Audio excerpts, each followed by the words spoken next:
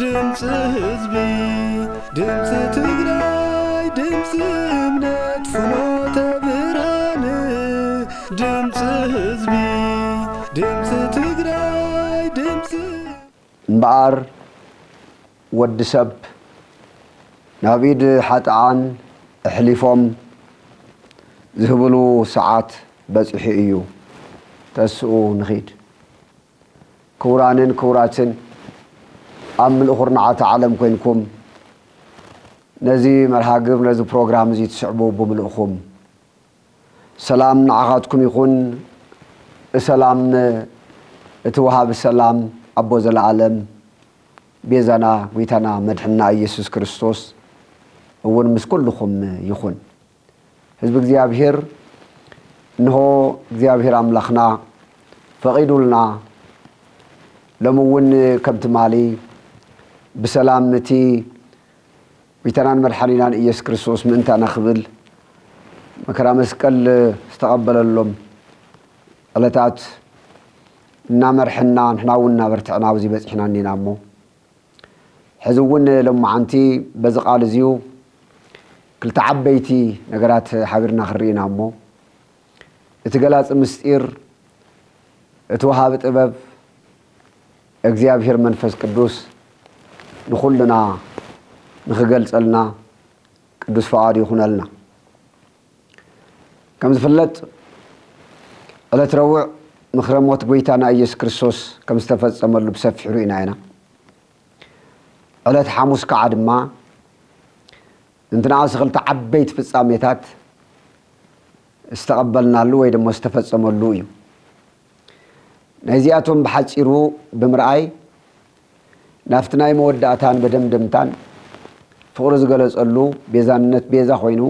هو تسخفل اللو نحناون ملوء بملوء نسألنتنا نفستقوا نسأفنا اللو صلاينا ديابلوس كنتم كونون حاتياتون نحنسعن مودعتان أبقري تحتيج أما أقرنا خقزاء استقبر اللو لزمانات نايوي صاركان يخونون أي نفسات كلهم مأكبيت كويناز نبرت ناي قفع سفراز نبرت سيول زتمارخت له كوتاس بتنيت نبيات رقاقي مخمس نقرو إذا علت عربي سقلت ويتانا سماين مدرن الرئن ذي الرئن كل سفترة عملاخ سقانا قنزب غيرو بستوحادو سقا بستقبلو سقا بستوحادو سقا نعنا نخدحن مسوايت النزخة فلله التي عرب دما بسفحو حابيرنا كرينا سمسرقنا كم ذيابير فقاد دما قدام سعرون تنساينا نكعب دما موداتا كرينا مو ذيابير عملاخنا حزون كم تمالي زنكر ينزني وعلتات بعلونا مرحة هاي مرنا الناسفحة قلبتنا النابرتعة نخمرحنا قدس فقاد يخون لنا ذيابير بزلنا يقول سلامون بركاتون يبزحلنا كم زحزب قالوا زيو سمعنا يو إذا قالوا زي استزاربو ويتنان مدحانينان إيس كريستوس يو وانقلاوي ماتيوس عبد حافلنا عم عرف عسران شدشتن زلو حيلا قال انكاب قصري 4 حموشتن زلو حيلا قال يستبقس كله زيو علاد حموس ليتي ويتنا إيس كريستوس ملو ليتي كساب ووقح أب صلوت أب سجدت كم زحدري يقبس مصحف زرينا أبيت سماني أب صلوت أب سجدت ملو ليتي مسؤول حزوهم زخدو اتم دك مزامر سجن كصبيو أي كعلون كنقحو أي كعلون كنقحو كذا مخالمون دك إسوام يبعززو يتسو ينقنقم دقنا تملسو يدقسو عبزنا ورو لجيزي استزاربو إمو شعون عفتم دك مزامرتو تملسو حزوون قنا دك إسكم عارفكم من دو اللخمي نسو يسجد الله نسو رحاسو كساب مريس فسس يسجد يسألي الله ንሳቶም ግን ኣብ ቀዳማይ እንትኸድድ ደቂሶም ረኺብዎም መበል ካልኣይ እውን ሕዚ ከዓ ድማ ትረአ ሕዚ እውን ተኾነ ደቂሶም ይረኺብዎም ሕዚ እውን ደሞ ደኣ ሕዚ እውን እሲ ገና ደቂስኩምን ዓሪፍኩምን ዶ ኣለኹም እምበኣር ይብሎም ኣሎ እምበኣር ወዲ ሰብ ናብ ኢድ ሓጥኣን ሕሊፎም ዝህብሉ ሰዓት በፂሑ እዩ ተስኡ ንኽይድ እያ እዚኣይና ክሪኣ እዚአን ንክልቲአን መሰጋገር ትኮነና እያ ንዕለት ሓሙስ ጠቕሊልና ክንከዳ ንቅድሚት ናብ ዓርቢ ድማ ሒዛትና ትጓዓዝ እያ ተስኡ ንኽይድ ትብል ቋንቋ ኣብ ዕለት ሓሙስ ኩልና ከም ንፈልጦ ክልተ ዓበይቲ ነገራት ተፈፂሞም እዮም ተኻሊእ ከም ዘሎ ኮይኑ እቲ ሓደ ሓድሽ ምዕራፍ ዝተኸፈተሉ ሓድሽ ምዕራፍ ተኸፊት እዩ ኩልና ከም ንፈልጦ ናብ እግዚአብሔር ዝቐርቡ መስዋዕትታት ብዘመነ ኣበው ብሕገ ኦሪት ብካህናት በቶም ስዩማን ብካህናት ዝቐርብ መስዋዕቲ ምስጋና መስዋዕቲ በደል መስዋዕቲ ሓጢአት መስዋዕቲ ስርየት ተፈላለዩ መስዋዕትታት ከዓ ድሕሪ ሕጊ ድሕሪ ብሙሴ ድማ ብኣሮን ዘመን ክሳብ እቲ ጎይታናን መድሓኒናን ኢየሱስ ክርስቶስ ዝዓለት እዚኣ ዝዓለት ሓሙስ ኣብ ቤተ ኣልዓዛር ኣብ ቤት ስሞን ኣብ ናይቲ ፈታዊኡ ዝነበረ ኣትዩ ነዘን ኩለን ብዘመነ ኣበው ንዝነበረ ይኹን ብሕገ ኦሪት ንዝነበረ ብካህናት ኦሪት ዝቐርብ ዝነበረ መስዋዕቲ ይኹን መስዋዕቲ ናይ በደል መስዋዕቲ ይኹን ናይ ስርየት መስዋዕቲ ይኹን ናይ ምስጋና መስዋዕቲ ጠቕላላ ሽዕ ዝግበር ዝነበረ ዝግበሩ ዝነበሩ ዝተፈላለዩ መስዋዕትታት ዓይነቶም ብዙሓት ስለ ዝኾኑ ነዚኣቶም ንሓንሳዕን ንመወዳእታን ዕለት ሓሙስ መርገፍ ገይሩ ክሳብ ሕልፎም ብዘመነ ኣበው እንትኾነ እውን ንእግዚአብሔር ዝቐርብ መስዋዕትታት ብዙሕ ነይሩ በቶም ቀደምቲ ኣቦታትና ካብ ኣቤል ጀሚር ክንርኢ ከለና ገና ፅሑፍ ሕጊ ብዘይነበረ ብሕጊ ልቦም እናተመራመሩ ከም በዓል ኣቤል ቀፂሎም ዝተስኡ እውን ብዙሓት ኣቦታትና ከም በዓል ኖህ ከም በዓል ኣብርሃም ንእግዚአብሔር ኣምላኽ መሰውእ እናሰርሑ ፅሩይን ንፁህን መስዋዕቲ እውን እንዳቕረቡ መፅኡ እግዚአብሔር እውን ባዕሉ መስዋዕቶም እናተቐበለ እናባረኾም መፅኡ እዩ ንኩሎም ትፈልጥዎም ብፍላይ ከዓ ንኣብርሃም ኣብ ዝፈተነሉ ግዜ ኣብቲ እምባ ወፂኡ ንወዱ ንኢሳቅ ክሓርድ ኣብ ዝተስአሉ ግዜ ኣብ ዕፀ ሳቤቅ ዝተኣሰረ ብዕፀ ሳቤቅ ዝተኣሰረ ኣብ ክንዲ ይስሐቅ ዝስዋዕ በጊዕ ከም ዝተዋህበ ንፈልጥ ኢና ስለዚ መብዝሕቱ ብፍላይ ኣብ ዘመነ ኣበው ትኾነ እውን ፅሩያትን ንፁሃትን ኣባጊዕ እናተለለዩ እናተሓረዩ መስዋዕቲ ይቐርቡ ነይሮም እዩ እዚኣቶም ቅድሚ ኣሮን ቅድሚ ሕጊ ምምፅኡ ማለት እዩ ድሕርቲ እንተኾነ እውን እቲ ስሩዕ ዝኾነ ሕጊ ተደንጊጉ ብክልተ ሸነኽ ሙሴ ቤተ እስራኤል ቤተ መንግስትን ኩሉ እናመርሐ ብመራሕነት ቅመጥ ከሎ ኣሮን ከዓ ድማ እቲ ናይ ክህነት ኣገልግሎት ኣሮንን ኣሮናውያንን ሌዋውያንን ሒዙ ክመርሕ ኣብ ዝተዋህቦ ድማ እግዚአብሔር ንደቂ እስራኤል ብዝተፈላለዩ መስዋዕትታት ክቐርብ ተኣዝዩ ንመስዋዕቲ ዘቕርቡን ንመስዋዕቲ ናብ እግዚአብሔር ዘቕርቡን መስዋዕቲ ኮይኖም ዝቐርቡን ነገራት ነይሮም እዮም እቲ መስዋዕቲ ዝስውአሎም ቦታ እውን እዚአን ሰለስቲአን ከይትርስዑ መስዋዕትታት ይቐርቡ ኣለዉ መስዋዕቲ ዝስውአሎም ስፍራ ኣሎ መስዋዕቲ ዘቕርቡ ከዓ ድማ እኒአው እዮም ስለዚ እቶም መስዋዕቲ ዘቕርቡ ዝነበሩ ናብ እግዚአብሔር ካብ ኣሮን ካብ ሊቀ ካህናት ጀሚሩ ኩሎም በብደረጁ በብዘመኑ ዝመፁ እዚኣቶም ብምልኦም ናብ እግዚአብሔር መስዋዕቲ ዘቕርቡ እዮም ነይሮም እዞም ካህናት እዚኣቶም ካብ ሌዊ ዘር እንዳኾኑ እንዳተመረፁ ዝኸዱ እዮም በብግዚኡ ዝተኻኽኡ እዮም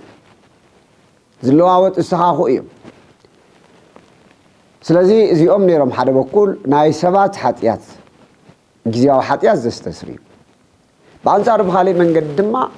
መስዋዕቲ ኮይኖም ዝቐርቡ ከዓ ድማ ዝተፈላለዩ ነይሩ ማለት እዩ በጊዕ እኒሄ ጤል እኒሄ ዋኖስ እኒሄ ኣውዑር እኒሄው ዝተፈላለዩ እዚኣቶም ብፍላይ ኦሪት ዘሌዋውያን ብሰፊሑ ከም ተፃሓፈልና እዚኦም ነይሮም እቲ መስዋዕቲ ዝቐርበሉ ከዓ ደሞ ቅድም ክብል ከሎ ኣብ ዝተፈላለየ ኣምላኽ እንዳሓረዩ መሰውእ ዝሰርሕሉ ዝተፈላለዩ እምባታት ነይሩ ድሕሪ ናይ እግዚአብሔር ቤተ መቅደስ ድሓር ምስርሑ ከዓ ድማ ፍሉዮም ዝኾነ ናይ እግዚአብሔር ቤተ መቅደስ ኮይኑ ነይሩ እዩ ዘገልግሎት እዚኡ ዝህቦ ዝነበረ አገልግሎት መጀመሪያ ታብልብ ክርእ ይግባል ዘመን አበውን ዝቀርብ ነበረ ናይ ምስጋና መስዋዕት ይኹን ድሕሪ ሕግ ደሞ በአሮናውያን ዝቀርብ ዝነበረ መስዋዕት ንዓለም ምሉእ ዝተረፈ አመናዊ መስዋዕቲ አይነበረን እንትናይ በግዕ በሎ ትናይ በግዕ ይኹን ትናይ ጤል ይኹን ትናይ ራይ ይኹን ትናይ ዝኾነ ዝቀርብ ዝነበረ መስዋዕት ንዓለም ምሉእ ዝተርፍ ናብ ዘላለም ሕያው ህይወት ዘሰጋግር መስዋዕት አይነበረ ንዓለም ምሉእ ሲቅረሞ ነቲ ዝተነገረሉ ነቲ እስራኤላውያን ቤተ እስራኤል እውን ብቕዓት ዘለዎ መስዋዕት አይነበረ መስዋዕት ምስጋና እግዚአብሔር ዘመስግኑሉ እዩ ምስጋና ዘቅርቡሉ እዩ እቲ ናይ በደልን ኃጢአትን ናይ ስርየትን ከዓድማ እንትኾነውን ደቂ ሰባት እስራኤላውያን ታብ ዝብድልዎ ዝነበሩ ግዚያዊ በደሎም አክቹዋል ሲን ንብሎ ናይ ብተግባር ዘምጽኡ ኃጢአቶም ታብ ተፈላለየ ኃጢአቶም ደኣ እንደገና ሰርሑ ኃጢአት እንተደፍቲ በጊዕ ዲበላ እናተጻዕነን እንዳተቀመጠ በተኻነ መኻይነት ስርየት ይረኽቡ ነይሮም እዚሁ ስርየት እዚሁ ካብ ግብር ኃጢአት ዘናግፎም ዝነበረ ስርየት እምበር ካፍቲ አዳማዊ ንኹሉ ዓለም ኣብ እስራኤል ዝተሓቆፈ ይኹን ካብ እስራኤል ወፃእ ዝኾነ ወዲ አዳም ዝኾነ ኩሉ ወሪስዎ ካብ ዝነበረ መርገም እሞ ንዕታኡ አድሕኑ ናብ እግዚአብሔር ቤተ መንግስት ዘእቱ ፍጹም አይነበረን እዚሁ ግዚያዊ ዝኾነ ንተወሰኑ ማሕበረሰብ ህዝብ ዝተዋህበ እዩቶም ካህናት ተሪእናዮም እውን በአሮን ብሙሴ አማካይነት ካብ አሮን ጀሚር ከም ዝረአናዮም ብሰባት ዝተመረፁ እዮም ንሳቶም እንትኾኑ መስዋዕት ዘቅርቡ ዘለው ፍጹማን ንጹሃን ኣይኮኑ በተለይ ሊቀ ካህናት ከም ትነግረና መጽሓፉ እቲ ሊቀ ካህናት ቅድሚ ኩሉ ኣብቲ ቅድስተ ቅዱሳን ናይ ስርየት ከኣቱ ከሎ መጀመርያ ናይ ባዕሉ ኃጢአት እዩ ዘስተስሪ ካልኣይ ከዓ ደሞ ናይ ህዝቡ ኃጢአት እዩ ዘስተስሪ ናይ ባዕሉን ናይ ህዝቡን ስለዚ እቲ ናይ ባዕሉ ኃጢአት ዘስትርዮ ዘለውን ታብ ዝገብሩ ሰብ ከም ምዃኑ ታብ ዝመሓላለፎ ዝነበረ ኃጢአት ዘስተስርዮ እዩ እቲ መበል ካልኣይ ንህዝቡ እውን እቲ ህዝቡ እውን ተመሳሳላይ ካብ ዝነበሮ ነገር ዝገብሮ ዝነበረ ናይ ግብሪ ኃጢአቱ ዘስተስርዮ ስለዚ እቲ ካህን እውን ንጹህ ኣይነበረን እቲ ህዝቡ እውን ትኾነ ንጹህ ኣይነበረን እቲ ካህን እውን ባዕሉ ጸሎት ዘድልዮ መስዋዕት በስርየትና ምእንትኡ ዘቅርበሉ ዝነበረ ነገር እዩ ስለዚ እዚሁ ዝነበረ መስዋዕት ክሳብ ዝተወሰነ ጊዜ በዛ ዓይነት እዩ እንዳበለ ቀፂሉ እዩ ሰፊሕ ስለ ዝኾነ ከም እግዚአብሔር ፈቃድ ክሳብ ሎሚ እውን እንዳተማሃርኩም መጽኦም ኢኹም ትፈልጦ ኢና እንተዛዝየለ ድማ ብፍላይ ከዓ ድማ እዚ ተዳምፅነ ወፃኢ ኾነ ውሽጢ ሃገር ዘለዎም ርግፀኛ እየ ክንዲ ዝኣክል እውን ጥልቀት ዘለዎ ትምህርቲ ሂብና አይና ኢልና እውን ስለ ዘይነኣምን እዚ ናይ ካህናትና እኳስ ክንደይ ባዕላቶም ክንደይ ዝኣኽሉ ፈልጥዎ ይኾን እግዚአብሔር ይፍለጥ ኣሽኳ ኢደ ትምእመን ዝኾነ ኮይኑ ግን ዘመነ ቴክኖሎጂ ዘለናዮ ዘመን ብሓደ በኩል ሓደገኛ ዘመን ናይ ጥፋት ዘመን እኳ እንትኾነ ብሓደ በኩል ከዓ ድማ እዚ ቴክኖሎጂ ናብ ናይ እግዚአብሔር ቃል እንዳመሓልፈሉ ስለ ዝኾነ አንጻርቲ ብቴክኖሎጂ ዝመፀና ዘሎ ዝደፍነና ኃጢአት ንዕኡ ከዓ ደሞ አንጻሩ ዝኸድ ስለ ዝኾነ እግዚአብሔር ይመስገን በቲ ቴክኖሎጂ ዝኒሄና ኢሎም ንሰናይ ንቃል እግዚአብሔር ውዒልና ብዝበለፀ ሎሚ ኣብ ኩሉ ሚድያታት ኣትኩም ሶሻል ሚድያ ኣትኩም ኣብ ኩሉ ሎም እዚ ዘይዝጋእ ክትረኽብዎ ትኽእሉ መምህረ የድልየኩም ገገዛኹም ቴሌቪዥንኩምን ወይ ድማ ኣብ ኢድኩም ዘሎ ስማርትፎንኩም ሒዝኩም ክመሃር ይከኣል ኢሎም እቲ ዘመን ንኩሉ ምቹ ገይርዎ ኣሎ ስለዚ እዚኦም ኩሎም ዕለት ሐሙስ ጎይታናን መድሓኒናን ኢየሱስ ክርስቶስ ምሸት ኣብ አልዓዛር ኣብ ቤተ ስምዖን ኣብ ዝረፈቐሉ ጊዜ እዚኦም ኩሎም ሓሊፎም ሎሚ በጊዕ በሎ ብዘመነ ኣበው ዝነበረ በጊዕ ዝነበሩ ኣባጊዕ ይኹኑ ብካብ ኦሪት ኣብ ሙሴ እንድሓር ዝስውኡ ዝነበሩ መስዋዕትታት እዚኣቶም ብምልኦም ጽላሎት ኮይኖም ሓሊፎም እዚኣቶም ሎሚ ኣባጊዕ ንምግብና ሎመጣል ኣባጊዕ ንምግብና ንምገበሎም እግዚአብሔር ምስግና እንተዘይኮይንና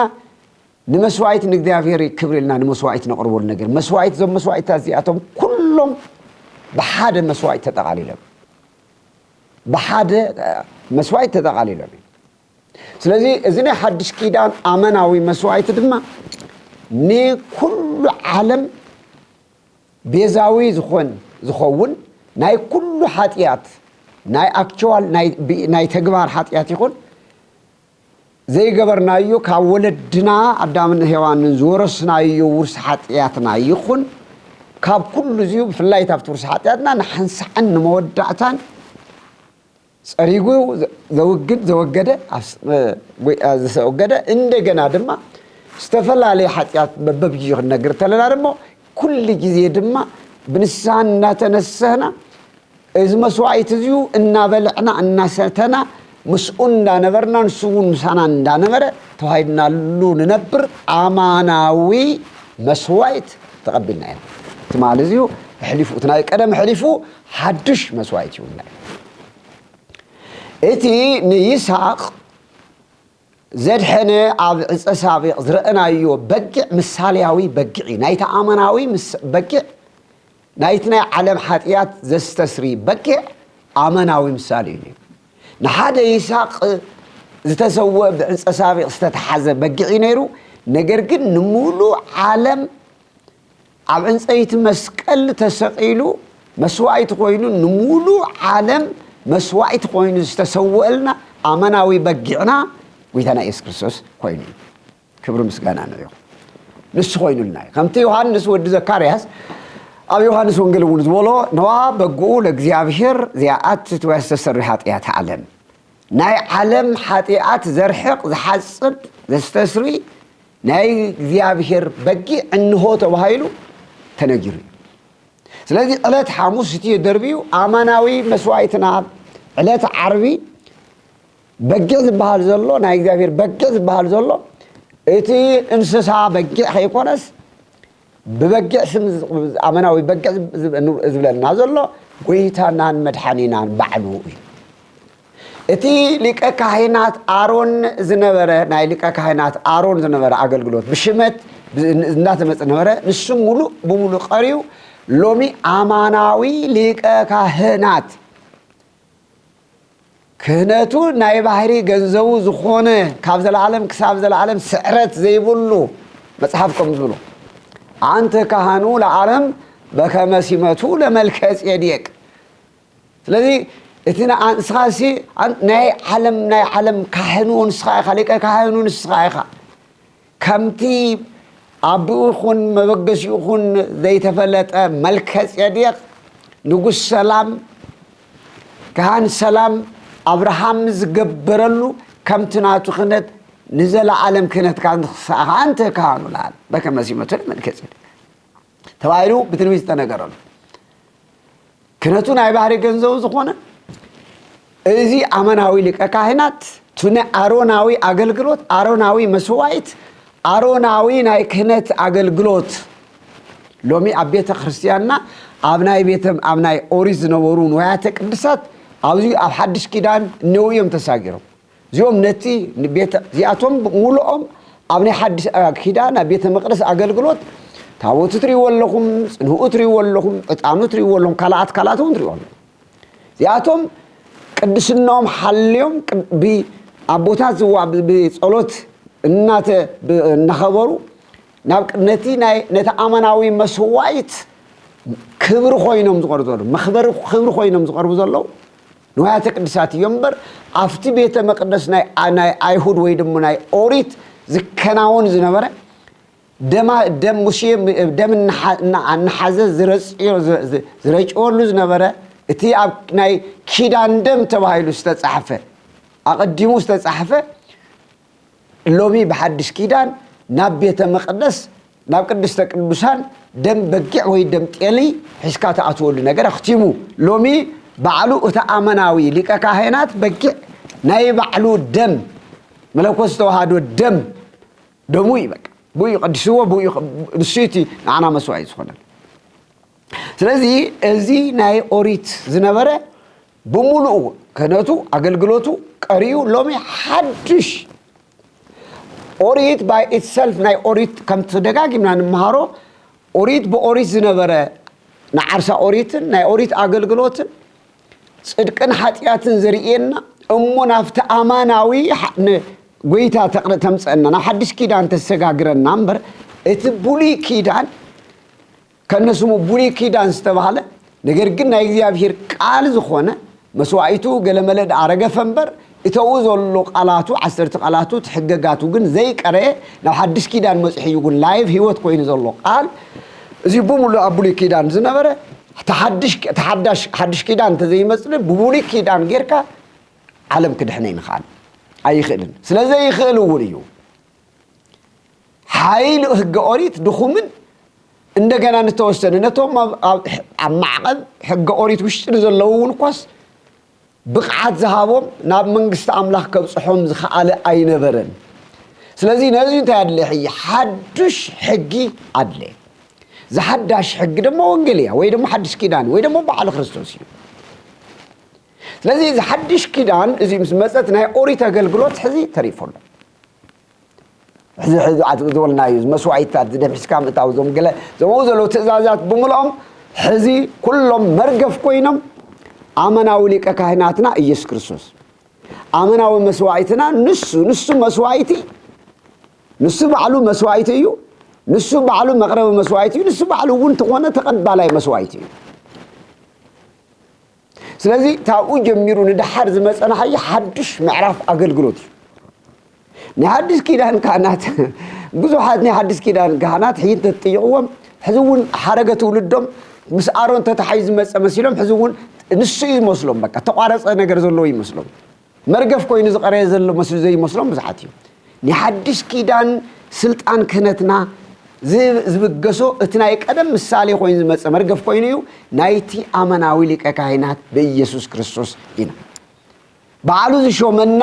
ንሐዋርያት ሸይሙ ከም ትፈልጥዎ ስልጣን ሂቡ እፍታ በመንፈስ ቅዱስ እፍተ ባይልዎም ስልጣን ተክኖ ደም ተሐዋርያዊ ትውፊት ዘይተቋረጸ ረዩ ስለዚህ ጎይታና ሊቀ ካህናትና ንሐዋርያት ሾመ እቲኒ ሓድሽ ኪዳን አገልግሎት እንዲያውም ዘይእሰር ከአስሩ ዘይፍታሕ ክፈትሑ ዘይረአ ክርዩ ረቂቅ ዝኾነ ስልጣን ሃቡ زعسركم بديبا مدري يكون ويم يكون إسرة بسماعات وزفتحكم بديبا يكون فتوحة بسماعات عم مدري فتحهم وعب سماع يستفتح عم مدري زعسركم وعب سماع يستأثر خوري زبل ريك مانم كحد كريو زي خل حدش كده توعي زي ذهبت منفس قدوس اف بمالت بانورته ادن ماتن بنفحات باستنفاس بمنفس قدوس وهابن حدش تحارياو توفيت كسابانا مسحل زي اغلغلوت زيو تابغيتانا مصني حدش كده ስለዚህ حدث زي ተፈጸመሉ ለተሐሙስ حدث حሙስ በአርተ በልከቱ ጎይታን ታይ ዝበሎም ሐዋርያት ናፍጥ ቅድሚኩም ጠይቆም ፋሲካ አበይ ንግበረልካ አበይ ፋሲካ ክትገብር ትደል ይብስበሎም አመልኪት ጎን ነትኹም ዘለሰብ ኪዱ ሰዓብዎ ንሱ አብዚ አርኢኩም አብዚ ገብሮ ንሱ አብዚ አርኢኩም ንስኸሪኢኩም ይብተባሃይሉ አቡ ኸይዶም ይም ፋሲካ ገይሮ ፋሲካ ማለት ፍሉጥ በዓል ዓብይ በዓል ፋሲካ ሽግግር ማለት ንሳቶም ከዓ ብዙ በእንታይዝ ዘሎ በተቀዳመይት መዓልት በዓል ፋሲካ ደቀ መዛሙርቱ ናብ ኢየሱስ ቀሪቦም ድራር ፋሲካ ክትበልዕሲ አበይ ክነዳልወልካ ትደል በልዎ ንሱ ድማ ናብ ከተማ ኸይድኩም ንገለ መምህር ጊዜ ቀሪቡ እዩ እሞ ምስ ደቀ መዛሙርተይ ኣብ ገዛኻ ፋሲካ ክበልዕየ ይብለሎ በልዎ በሎም ቶም ደቀ መዛሙርቱ ድማ ከምቲ ኢየሱስ ክርስቶስ ዝበሎም አዘዞም ገበሩ ድራር ፋሲካ እውን አዳለው ምስ መሰየ ምስአቶም ምስቶም 12 ደቀ መዛሙርቱ አማአዲ ተቀመጠ ተመልከቱ ናበልዑና ሃለው ካባኻትኩም ሓደ ሕሊፉ ከም ዝህበኒ በሐቅ ብለኩም ኣለኹ በለው ኣብዚያታ ግልጽ ገይር ዝነግሮም ዘሎ ታድራር ኩለን ይበልዑ ኣለዎ 12 ሐዋርያት ይሁዳ ማኸለለ ከፊሎም እናበሉ ታባኻትኩም እሲ ሓደ ሕሊፉ ንሊቃነ ንሞት ክበኒ እዩ ይብሎም አለ ፍታሽ ዓማልቲ ንሳቶም ከዓ ብዙ ሓዘኑ ነፍስ ወከፎም ከውን ኦጎይታ አነ ደኾን ኸውን ክብሉ ጀመሩ ኢየሱስ መልሱ እቲ ኢዱ ኣብ ጸብሒ ምሳይ ዝጸብሕ ንሱ ሕሊፉ ክበኒ እዩ ወዲ ሰብ ከምቲ ብዛዕብኡ ዝተጻሕፈ ክመውት እዩ ነቲ ወዲ ሰብ ሕሊፉ ዝህብ ሰብ ግና ወይልኡ እቲ ሰብ እቱይ ከም ዘይተወልደ ምሐሸ ነይሩ በለ እቲ ዝሓዞ እቲ ዘትሕዞ ይሁዳ ድማ መምህር አነ ደይኾን ኢሉ ጠይቆ ኢየሱስ ጋር ባዕልኻ እኳ ትብለለኻ ኢሉ እዚኣ ንግግር እዚኣ ምስ ወደአ ኢየሱስ ክርስቶስ ሕይ ተመልከቱ ከዕልፎ ዓይነት መስዋዕት ነይሩ እዚኣ ምስ ገበረ እናበልዑ እናሃለው እንተለው ኢየሱስ ሕብስቲ አልዓለ አመስጊኑ ድማ ቆሪሱ ነቶም ደቀ መዛሙርቱ እዙይ ስጋይ እዩ እንኩ ብልዑ እዚዩ ስጋይ እዩ እንኩ ብልዑ እናበልዑ እንዳለ ሕብስቲ አልዒሉ አመስጊኑ ባሪኹ እዙይ ስጋይ እዩ እንኩ ብልዑ ከምኡ ወንጽዋ አልዒሉ አመስጊኑ እዙይ ምእንቲ ብዙሓት ንሕድገት ሓጢያ ዝፈስስ ናይ ሓድስ ኪዳን ደመይ እዩሞ ካብዚ ኩልኻትኩም ስተዩ ኢሉ ሃቦም ታብዛ ሰዓት እዚኣ ጀሚራ እዚ ዕለት ሐሙስ ምሸት ዝሃቦ እንትኸውን ተሎ እዚ ስጋ እዩ ዝብሎ ዘሎ ዕለት ሐሙስ እዩ እዚ ኣመናዊ ስጋ ድማ ዕለት ዓርቢ ኣብ መስቀል ተሰቂሉ ወይተራ ዝቆርሶ እዩ እቲ ምእንቲ ሕድገት ሓጢያ ናይ ሓድሽ ኪዳን ዝወሃበና ዝኒሄ ደሙ ድማ ዕለት ዓርቢ ኣብ ዕንፀይቲ መስቀል ተሰቂሉ ዘፍስሶ ደሙ ስለዚ ቅድሚት ዝነበረ ደም ኪዳን ኮይኑ ዝቕፅል ዝነበረ ደም ወይ ድማ ዝሕረድን ኣብ ኦሪት ዘፀአት ከም ትርእይዎ እስራኤል ካብ ግብፅ ክወፅእ ከሎ ሓደ ንጹህ ጥቦት ሕድሕድ ገዛ ሓሪዱ ክበልዕ ወይ ድማ ንክልተ እንዳተገበሩ ኣብ መወዳእታ ግን ጎይታ ዝወፅሉ ክበፅሕ ከሎ ናይቲ ተሓረደ ናይቲ በጊዕ ገይር ሕድሕድ ገዛኣቶም ናይ በሮም ኩሉ ደም ናይቲ በጊዕ ክቐብኡ እዩ ኣዝዎም ነይሩ ስለዚ መቕሰፍቲ ናብ እስራኤላውያን ናብ ግብፃውያን ስለዝወርድ እቲ ዝቀሳፍ ክመጽእ ከሎ ደም ዘለዋ ገዛ ናይ እስራኤል ምዃና ስለትፍለጥ እናሓለፈ ነተን ደም ዘይብለን ገዛ ዘለው ህፃናት ይኹን ህዝቢ ንዓ ክቀስፍ እዩ ዝመጽእ እዚ ናይ ሽዑ ዝነበረ ደም ንእስራኤል ዘስጋ ሽዑ ዝነበረ እዚ ግን እቲ ደም ንሱ ተሪፉ ኣማናዊ ደም ንሕድገት ሓጢያት ንስርየት ሓጢያት ዝወሃበና ኣማናዊ ደሙ ኣማናዊ ስግኡ እቲ ናይ ኦሪት ዘፀዓስ ረእናዮ ምዕራፍ 12 ዘሎ ተሪፉ ቶም ካልእ ዝረእናዮም ኩሎም ተሪፎም ሎሙ ባዕሉ ኣማናዊ በጊዕና ኣማናዊ ስጉኡን ኣማናዊ ደሙን ዕለት ዓርቢ ክበና ስለ ዝኾነ ሐሙስ እዚ ነገር እዚ ይነግሮም ስለዚ ታይና ክንጠቕልል ኣብዚኣ ክሪኢ ኣለና ናይ ብሉይ ኪዳን መስዋዕት ተሪፉ ናይ ሓድሽ ኪዳን መስዋዕትና ጎይታናን መድሓኒናን ኢየሱስ ክርስቶስ እዩ ሎሚ ንቕበሎ ዝኔና ሎሚ ንቆርቦ ዝኔና ስጋ ሎሚ ዘልኒሄ ናይ ዕለት ዓርቢ ጎይታናን መድሓኒናን ኢየሱስ ክርስቶስ ምእንቲ ድሕነትና ክብል ባዕሉ ቆሪሱ ባዕሉ ፈቃዱ ኣፍሲሱ ዝሃበና ስጉኡን ደሙን ስለዚ ታዊ ጀሚሩ ዘሎ ናይ ሎሚ ናይ ሓድሽ ኪዳን መስዋዕትና ምስ ዝተዛሕዘ እዩ ንሕና ካህናት ምስውኦ ዘለና እውን ኩልና ከም ንፈልጦ بنبياتن بمصحف بوريتن كم زتنغره مسواعيتنا لومي ابي يوحنس وንጌል ምዕራፍ 6 بمولو ዘሎ رئيوخم تاب بزغب احمرك بزعبا بتلي بزعبا سغا ودمو كمي غيرو كم زمهرنا مال كمي غيرو كم دل ايتي كاب سماي زورده حبستي كالي كيكونس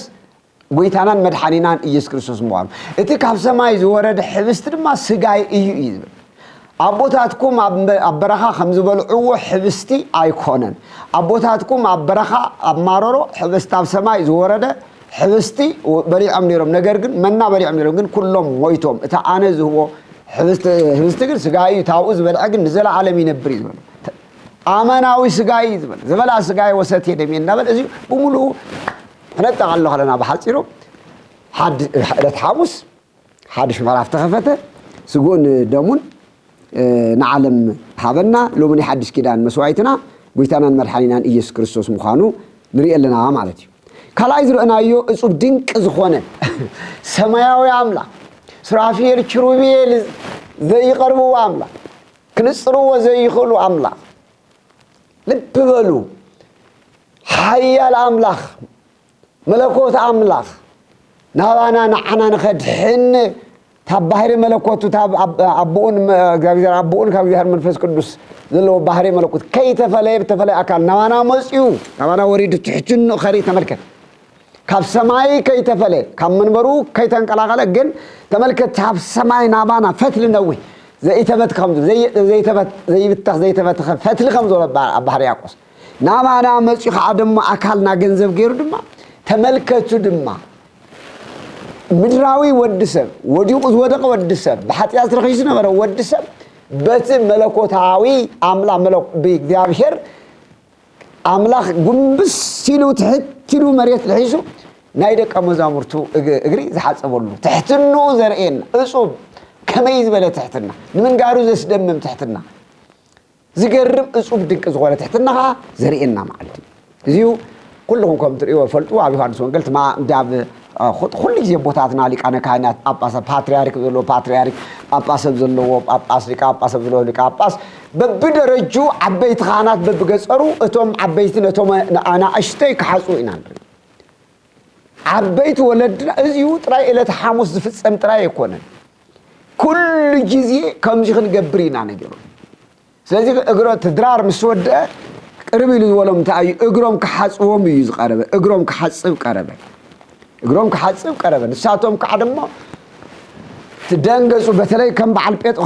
ጴጥሮስ በፍጹም ንስኻስ እግሬ ክትሓጽበኒ ኣይግባእን እዩ ክትሓጽበኒሲ ኣይፈቅድን እየ ኢሉ ከም ተኸራኸሩ ኣነ እንተዚ ሓጺበካ ምሳይ ክፍል የብልካን ከም ዝበሎ ጌታና ኢየሱስ ክርስቶስ መዓንጡ ሸጥ ኣቢሉ ማይ ኣቕሪቡ እግሪ ናይ ደቀ መዛሙርት ክሓጽብ ረእይዎ እዚ እግሪ ናይ ደቀ መዛሙርት ዝሓጽብ ዘሎ ኣብ ዝባነ ኪሩቤል ዘሎ እዩ እዚ ኣብ ናይ ደቀ መዛሙርት እግሪ ዝሓጽብ ዘሎ ኣብ ሰማያዊ ዝፋኑ ዘሎ እዩ እናሓጸበና ሃለዎ ግን ኣብ ሰማያዊ ዝፋኑ ኣሎ ክረቀካ ይኽእል እዩ እንታ ዘይተምሃርካ ወይ ከዓ መንፈስ ቅዱስ ዘይገለጸልካ እግሪ ናይ ሓደ ሐዋርያ እግሪ ሓጺቡ እናሓጸበ ተንበርኪኹ እንዳሓጸበ እንተሎ ብሰማይ ቅዱስ ዝበሃል ዘሎ እዩ بكل ذل تملكت زيو كم زعين الزبالة تحتنا دما بتاز على تحمس زجبر الله كفي لك عبد الولد عميت كل حساسي وخادمه وحقهم يخون ممركم يه قويتهم يه ممري خم تلوزلهم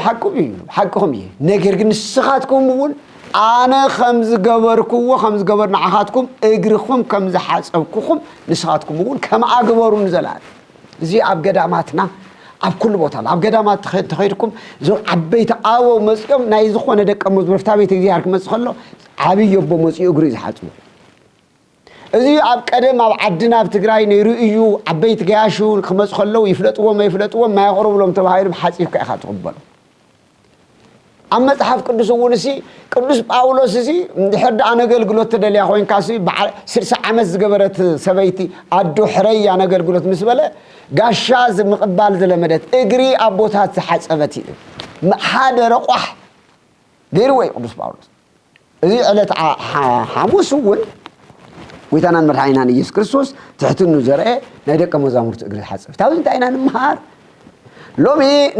نسمول الله أنا ما بزحتنا عن جور نسمول الله ولا بلبنا قيمنا ولا فقرة زي بالله صينا نشو أوف نمر عين عن جور زي أنا رأيك تملكته دبني لم تسألي أم ولا عند هالو على كادر كذي بحاله بكاتريهم مع زي زت فو مع زي فن دبن بك نسمول زي أبيري يقبله زي في الصوم صحتي كنت تحس أصاب كلنا أما إحنا وهاب تأموا ببيناتكم سلام تبهالوا بمنفساوي سلام تخن بهال كلنا فصم فقر بستمولو أو عيبر زين دهر سخيلنا وش أنا أجيلون قورن دهر كوينا سحتاج سلازي نسمو الله يكونن ولا مرحتي هاي مانوس نكون ولا مرحتي هذا بقول تلو نات حرارة دن هاللو هذا بيروح فيلم كساوت تريوم سلام كبهال تريوم هذا مسيلم تريوم ناو سلازي يقولي أنا جن بفصم تحتنان بفصم فقرن يزحصهم نحنا أول بفصم تحتنان بفصم فقرن كنت تحساس لموي مرحت هاي مانوت أذنتنا كريستوس كونا له نوم مرحت هاجر أذنتكم كريستوس كونا له مخنيات كريستوس أجل قالاي يناجل قالاي نتلاقيه من فزر إيه نمبر نايتجل قالاي نتيكونا ودس بسي كجل جلن نوس بيزح جبرنا عمس أمبر كجل جلاي مسأنيز ولا ما تشوفون قل ملعب أسرع سلزيت مالزيو بقولور إينا يلا زين بتحرق واتحاب بارتاوزيك أسئلة زرينا أنت زين مسودة نفتا كريتيكال ساعات نفتا استسأنا الله يخير الله هذا زي أخوين مسيا الله ودي يوم الله زي أخوينا تودي الله تعالى قلقلت شعو ويتانا إيس كريستوس كم زيب الله شعي يزوز نتقواسا كقاتلو أيه اتن مقواسا أباقي عدما فحخ بلا أيه نزبل تسحيفو علمو በዛ ለይቲ እዚኣ ኩልኻትኩም ክትክሕዱን ኢኹም በዛ ለይቲ እዚኣ ኩልኻትኩም ክትክሕዱን ኢኹም ምክንያቱ ነቲ ጓሳ ክቐትሎ እየ ተነበከተን ሞጋስ ክብተና እንዝብለሎ በዛ ለይቲ እዚኣ ኣብ ቅድሜና ዝኔተ ለይቲ ተመልከት እግሮም ተሓፂዮም ኣለው ስጋውዶም ተቐቢሎም ኣለው ኩሉ ሰሚዖም ኣለው ዝሕልፎም ዝበለ በዛ ለይቲ እዚኣ ግን ኩልኹም ፋሕ ጭንግራሕ ክትብሉ ኢኹም ምስተሳእኹ ግና ናብ ገሊላ ክቀድመኩም እየ ምስተሳእኹ ንሞት ሽዒረ መበል ሳልሳይ መዓልቲ ነጊርዎም እንዳነገሮም ይመፅዩ ምስተሳእኹ ግና ኣብ ንገሊላ ክቀድመኩም እየ በሎም ጴጥሮስ ግና ኩሎም እኳ እንተ ክሓድኻ ኣነሲ ፈፂመ ኣይክሕደካን ኢሉ መለሰ መቸም ጴጥሮስ ትፈልጥዎ ኢኹም ደግ እዩ ሸኩል እዩ ብጣዕሚ መልሲ ክፈልጥ ዝደሊ እዩ ንመልሲ ዘይቅደም እዩ ሓደ ግዜ እቲ ዝምለሶ ካብ ፍቕሪ ተስዩ ስለዚ ዋላ ኩሎም ይሓድኻ እምበር ኣነ ግን ኣይክሕደካን ይብሉ ኣለዎ ነገር ግን ፅሑፍ እዩ የግዲ ኩሉ ክብተን ነይርዎ ግን ጴጥሮስ እየስተውዕልን ዘሎ እዚ ምስ በለ ኢየሱስ ከዓ ድማ እንታይ ዝብሎ ከዓ በዛ ለይቲ እዚኣ ደርሆ ከይነቀወሲ 3 ሰዓት ክትክሕደኒ ኢኻ ብሓቂ እብለካ ኣለኹ በሎ ጴጥሮስ ግና ምሳኻ ደኣ እመውት እምበር ከቶ ኣይክሕደካን እየ በሎ እቶም ካልኦት ደቀ መዛሙርቱ ኩላቶም ከምኡ በልዎ እዩ ሓፂርና ወይ ኣቱን ብኻሊ መዓልቲ ርአና እዚኣ ኩሎም ምስትበለገ እዚኣ ግን ጎይታ ዝበላ ኮይና እያ ሓዋርያት ኩሎም ተበቲኖም ጴጥሮስ እውን 3 ግዜ ኣይፈልጦን ኢሉ ኺዱ ኮይኑ ጎይታ ስለዚህ ተመልከቱ ኣብዚ ሒና ወይ ይኸይድ ኣሎ ጎይታ ታብዚኣ ተስኡ እምበር እዩ ኣብ ጌቴሴማኒ ናብ ጸሎት ዝኣተወ ምእንታና ሽዑ ዝጸለዮ ጸሎት ህይወት እዩ ሽዑ ኣብ ዮሐንስ ወንጌልም ይኹን ኣብዚ ዝገበሮ ኣብ ሽዑ ዝጸለዮ ጸሎት ምእንታና ሽዑ ዝገበሮ ሓደ ከምቲ ኩሉ ይንብሎ ዝንና ጸሎቱ ዝኩሉ ዝገበሮ ዘሎ እንሆ ንቅድሚ ተዋህዶ ዝነበረ ስጋ ገንዘብ ዝገበረ አምላኽ ምዃኑ ዘጥይቀና እዩ ካልኣይ ድማ ዘሪኤና ደግሞ ንሕና ከምዚ ኣብ ዝበፅሐና ግዜ ከምና ኣሰር ጎይታና ተቀቢልና ክንጽሊ ክንብርከኽ ከም ዝግበአና እዩ ዘምሃርና ስለዚ ክጽሊ ከሎ ድሕሪ ኢየሱስ ምስቶም ጌቴሴማኒ ምስኣቶም ጌቴሴማኒ ናብ ትበሃል ቦታ ኸደ ደቀ መዛሙርቱ ድማ ናብቲ ኸይዱ ክሳዕ ዝጽሊ ናብቲ ከይዱ ክሳዕ ዝጽሊ ኣብዚ ጽንሑ የበሎም ንጴጥሮስን ንኽልቲኦም ደቀ ዘብዴዎስን ምስኡ ተማልዩ ከደሞ ክትክዝን ክሓዝንን ጀመረ ሽዑ ነፍሰይ ብሓዘን ክሳዕ ሞት በፂሓ ኣላሞ ኣብዚ ጽንሑ ምሳይውን ንቕሑ ኣብዚ ጽንሑ ኣነ ክጽሊ እየ ግን ምሳይውን ንቕሑ ይበሎም ኣታ ክንደይ ሰብ ሎሚ ራዕና ደቂስና እኒና ሎሚ እዚ ዘይነስታውስ ራዕና ዝወደቕና ብዙሓት ክንህሉና ንቕሓት ሕሊና ንቕሓት ዘይብልና ብመንፈስ ብስጋ ዝደኸምና ብመንፈስ ብስጋና ዝበርትዕና ብመንፈስና ዝሞትና ብዙሓት ኢና ኣለዉ ስጋና በርትዕና መንፈስና ዝቀተልና ብዙሓት ኢና ንቕሓት ሕሊና ንቕሓት እምነት ዘይብልና ብዙሓት ኢና እምበኣር እዚ ኩሉ ምስ ገበረ በፅንሑ በሎም ነቕሑ በሎም ቁሩብ ርሕቕ ኢሉ ብገፁ ተደፊኡ ጸለየ ኦ ኣቦይ እዚ ዝከኣል እንተኾይኑስ እዛ ጽዋዕ እዚኣ ካባይ ትሕለፍ ግና ከም ናተይ ፍቓድ ዘይኮነሲ ከም ናትካ ፍቓድ ይኹን በለ እግዚአብሔር ይመስገን ኣባ ኢልፍ ባለ ዛቲ ጽዋዕ ምን ኦ ነዛ ሞት ጽዋዕ እዚኣ ሕልፋ ይብለሉ ግን ጎይታ ኦ ኣቦይ ግን ኣቦይ ናትካ ፍቓድ ዳ ይኹን እምበር ናተይ ይኹን ሎሚ ኩልና ክንጽሊ ከለና ፍቓድካ ይኹነለይ ሎሚ ብዙሓትና ክንጽሊ እዚኣሃበኒ ጥራይ ተዘይውና ከዓድሞ ገዲፍና ምኽያድ እምበር ክንጽሊ ኣነ እዚኣ ደልያ ኣለኹ ነገር ግን ጎይታይ ናተይ ድልየት ጽርሑ ስለ ዝኾነ ናትካ ፍቓድ ይኹነለይ ድልየተይ እዚ ግን ድልየተይ ባዶ ኸይብ ድልየትካ ይኹነለይ ፍቓድካ ይኹነለይ ትምኒተይ ናትካ ፍቓድ ይኹነለይ እዩ ስለዚ ኣቦና እዚ እንዳ መሰረት ገይሩ ይጽልይ ኣሎ እምበኣር እዚ ምስ ኩሉ ምስ ወድአ ኣብ 45 ከም ዝተሰአናሉ ሐዋርያት ግን ተመስዩ ደጊሙ ይነግሮም ኣሎ ናብ ደቀ መዛሙርቱ ተመለሰ ከዓ ደቂሶም ረኸቦም ንጴጥሮስ ሓንቲ ሰዓት እኳ ምሳይ ምትጋህዶ ኣይትኽእልን እቲ ክሳብ ዋላ ኩሎም እንትሞቱ ዋላ ኩሉ ገድፈካ ዝብሎ በጥ ኢሎ ንድሕሪ ትምልክት ገና እዩ ሓንቲ ሰዓት እኳ ዶ ምሳይ ክፀንሕ ኣይትኽእልን እምበኣር ናብ ፈተና ከይተኣትውሲ ትጉህን ጸልዩን ናብ ፈተና ከይተኣትውሲ እዚ ዘርእየና ዞ ናብ ፈተና ከይተኣትውሲ ትጉህን ጸልዩን ታፈተና አየና ፈተና ፈአብ ዓለም ዘይ ተፈላለየ ፈተና አለና ናይ ግል ፈተናና ናይ ህዝብ ናይ ቤተሰብና ፈተና ናይ ግልና ፈተና ናይ ቤተሰብና ፈተና ናይ ህዝብና ፈተና ናይ ቤተክርስቲያንና ፈተና ናይ ዓድና ፈተና ነዚ ኩሉና ከምዚ ዓይነት ለፈታን ኸይና አትሲ ከይተአትሲ ጸልዩ ሎምን ወሎ ዘለና ንስዩ መራሕቲ ህዝብ ኮንኩም መራሕቲ ሃይማኖት ኮንኩም ተመራሕቲ ኩልና ሎሚ አፈተና ውሽጥ ዘላ ህዝብ ዘሎ ህዝቢ ኢና ንሕና ፈተና ዝኸበበና ነንርእስና ክንባላዕ ዝቀረብና ኢና ነና በመዓና ዶሮ እያ በመዓንጣር ወዳ ትጻወት ሎሚ በመዓናጡ ደቅና ንጻወት ዘለና ኢና ሎሚ ነንርእስና ንናኸሲና ዘለ ከነስተውዕለ ይከአልና ናይ ምስተውዓል መንፈስ ወሲድና እዩ ጸላኢ ከመይ ገይሩ ከምዘጥቃዕናን ከጥቃዕናን ከም አይንፈልጥን ዘለና አይነስተውዕልን ዘለና ትግሃት ይብልናን ጸሎት ይብልናን ናብ እግዚአብሔር እንቀርብ ዘን እግዚአብሔር ወጪና ታብልብና ደርቢና ይዮይና በኃይልና ይልና በጉልበትና ይልና ስለዚህ በጉልበትናን በኃይልናን ተብሎ ነገር የለን ጉልበት ከኃይልኻ በአምላክ ክምዘን ከሎ ክንቲት ይደጋይ መዝ ነገረካ ስለዚህ ትጉሁ ጸልዩ ናፈተና ከይተአቱ ህዝብ ትግራይ ሎሚ ተጊህናን ጸሊናን ናብ እግዚአብሔር ተተመሊስና ኃይል እግዚአብሔር ናማና ከመጽ ይኽልዩ እቲ ኣብ ዝባንና ወይ ኣብ ዓድና ወይ ኣብ ህይወትና ከም ደመና ዝመጽ ዘሎ ዝደምን ዘሎ ደሚኑ ዘሎ ኩናት ወሎ ሕማም ኮነ ኩሉ ከግዕዘልና ይኽእል እዩ ውሕዳት ክንከውን ከለና ኃይል ክበና ይኽእል እዩ فإذا بزحات يكون ببزحات يكون أهادو يعني تقوم لعصرت مئة وكليتو يسددوا من الألف توحي تصحيف حادثي هادو يعني تقوم لعصرت حادثي نحادشي حادث بس نحادش شيء أخلمي يسعروا ميزبل خلت سين ألفي يبارروا ميزبل إذا أنت بمن تاي تحيلي بقولبته ما يكونن بيت بابا ما يكونن حيل عملاخ جنزب غيرهم متواجدين زي لقرازي تقول لازم ويتان تابنا بحي حزون جنا دكشكم دخم ما زلهم سولم امبار ود سبنا إيد حتان احلفوا ذوها بالله ساعات بس يحيي بس يشو إيو تسون خيد اتي احلفوا ذهبني إنه قريب الله تحلفوا ذهبني حز قريب الله زغلوا خن كلا يهودا قدبي اللي تركم من يهودا بس ساعات زيكر زلوا جن مسلكا كان مستوم كهناتين تساعات قريب الله تملكتو قدمتيو قتلوا ويدولي نيرهم إن حالف خير نيرو بتيشلكم نيرو مخناتو اسمعي بس هاي جزء ندنقل مريم مدينة ولا يوحنا سونقل معرف كلها اسمعي بس هاي جزء حزر ساتمون مخنيات يفطر دأمبر حزلوا ساعات حزر تابويتا بفقادو حلفوا ناب إيد حتى أنزعت ولا مئنتانا مسوعيت نقبل ثرال ولا زدال ولا زفصم الله ساعات بس إتي يهودا لعلاي تحتاي يبللو لعلاي تحتاي يبللو تابدك مزامر توسي مستمنا يهود حلوق يزارب الله مستم جنزبو يقبل ودي الله سلازي مسيحي ملكتي هو مير كيدا نعوك صعمو ايه خيت الجاجيون خالق مسيركم كيت حزو انا ملكتك وكميه خيدا ربي وين ممهر كمال لخايلك صعمو ايه شعون السمخانو الرجاجي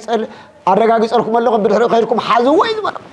زيو مثل زغونه اي خيس غيدم زيو تاسعات كيدا يا تاسعات بس يحيامو نحنا يبولو حزين نغعس تسو نخيد حزنا بي تسو حي مسكنا مسكلنا نخيد تسو حي مسكل بس يحلو تسو حي تي صلاينا وي كعدمو صلاي يهودا تاب غويتانا يسوع كريستوس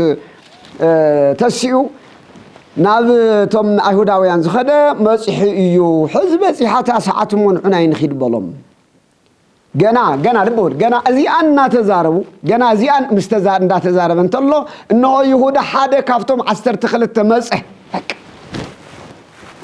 يهودا نشعو يهودا نايلوم يهودا خنتا يقبري اللي يقول بذا ساعة زيا ناي قدم يهودا نقويتون ممهر الشيط الله كتحزق سعمو بحسات يقمص الله نايلوم يهودا سكتا يقبر الله أبي يبل لخا يهودا ببعلخا حيوتك مرمر من يبل نممهر كات شيط نهزب خات شيط نبيت خرسيان كات شيط نبعلخا ختبل جنزب كتكب مو زيتا مكا يهودا خمسة يتقمر أيو يهودا زي عندك قويتا زي مستزاربه يهودا مسأ حدا كواتم عصر تغلت مسأ مسؤود ما بليك أنا كاهناتن شماغلتات حزبن زتلاخو آسيفتن أبترتن زحازو بوزوحات سبات مسؤ بك سراويت حزب حتى حفر كويتا أتاني ممرو كحلف 3 عامل أتاني ممرو نتصفوت وممرو نتصفوت نعوك حلفس حلفوا بلو أبتار وتهدرات حزب متصل وتهدرات حزب ممرو كقتل حشاخر وتهدرات حزب متصل أتي صحف ذهبو خا ماذا أتي أحلفو ذهبو خا أتي أنا زسعمون السيمو حازو إلو ملكت هبوم نبرة ملكت هبوم نبرة شو نبي يسوع قريبو سلام ممهر إلو سعمو يحفر سلام ممهر إلو سعمو لومي إقربوتات الناس عمنا لومي إقربوتات الناس عمو لومي إقر ولد الناس عمو لومي يحلفهم نموزوه خندقيو جزا يقصره لومي حبيرهم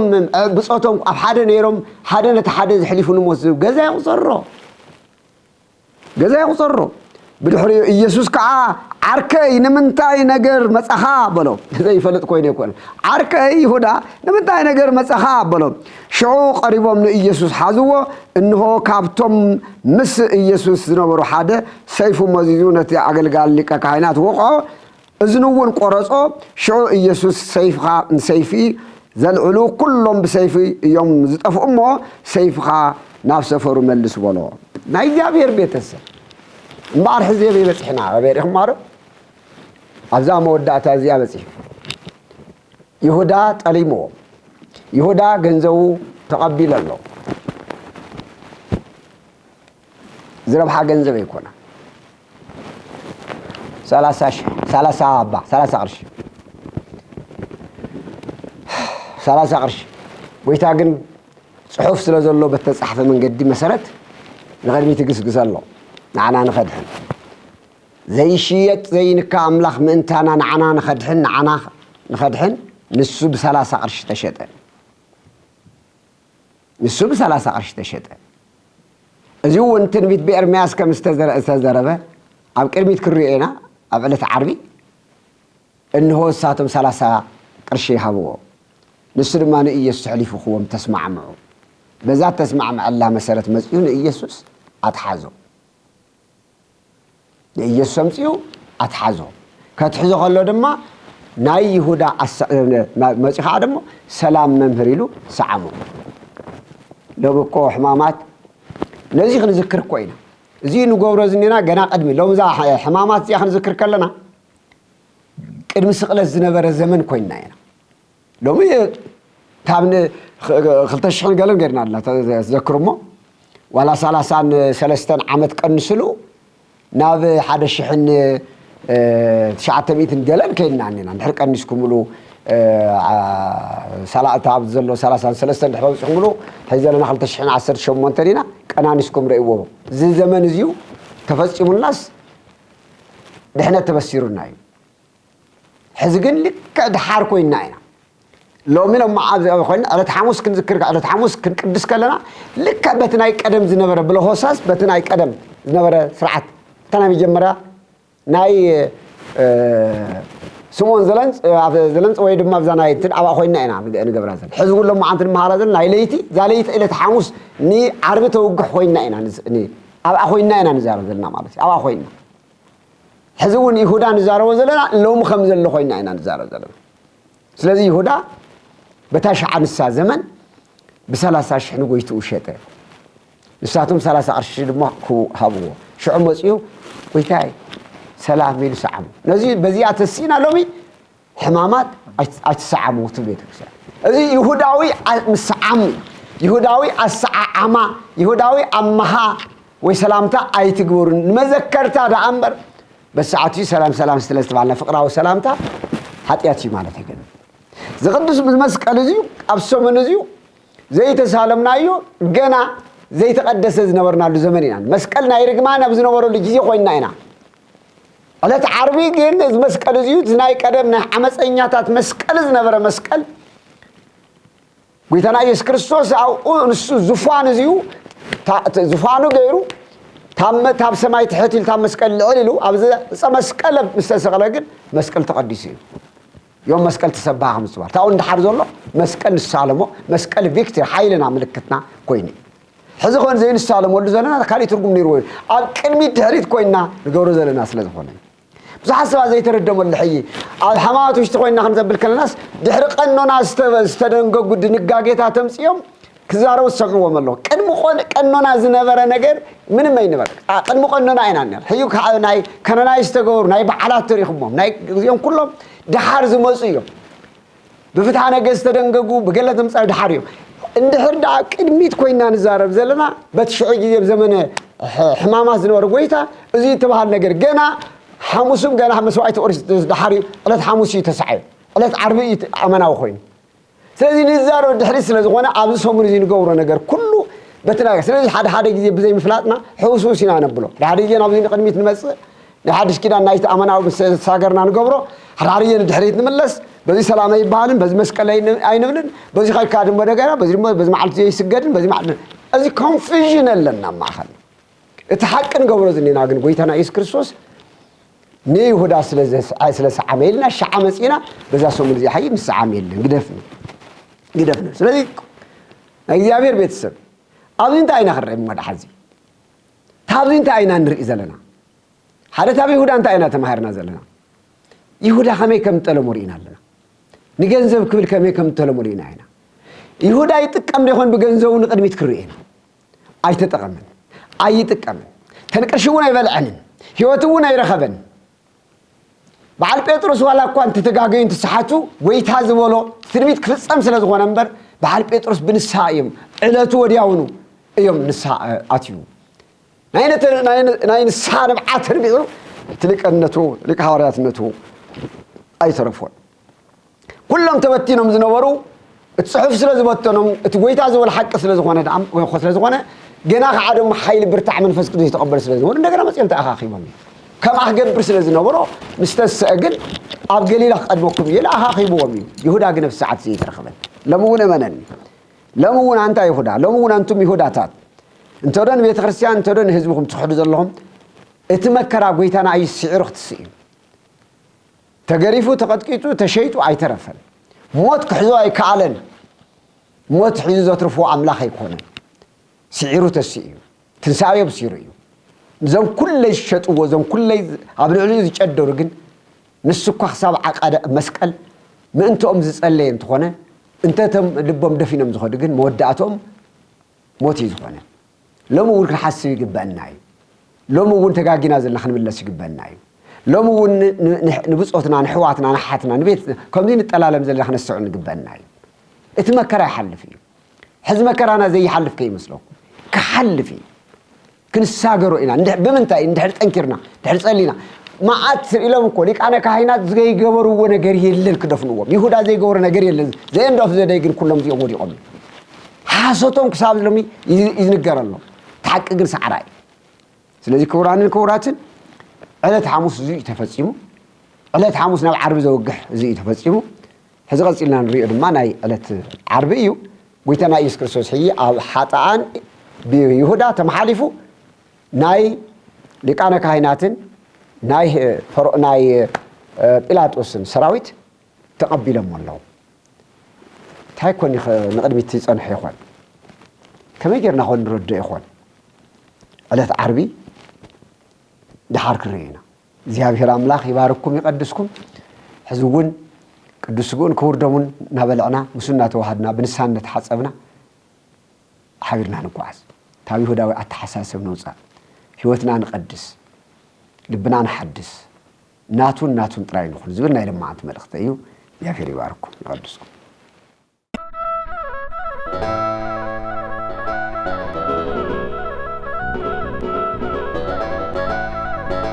ድምፂ ህዝቢ ድምፂ ትግራይ ድምፂ እምነት ፍኖተ ብርሃን ድምፂ ህዝቢ ድምፂ ትግራይ